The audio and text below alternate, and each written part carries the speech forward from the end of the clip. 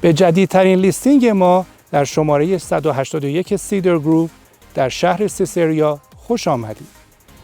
این بنای بسیار زیبا با دسترسی مستقیم به لیک اسکوگاک تنها 50 دقیقه درایو تا شهر ریچموند هیل فاصله داره.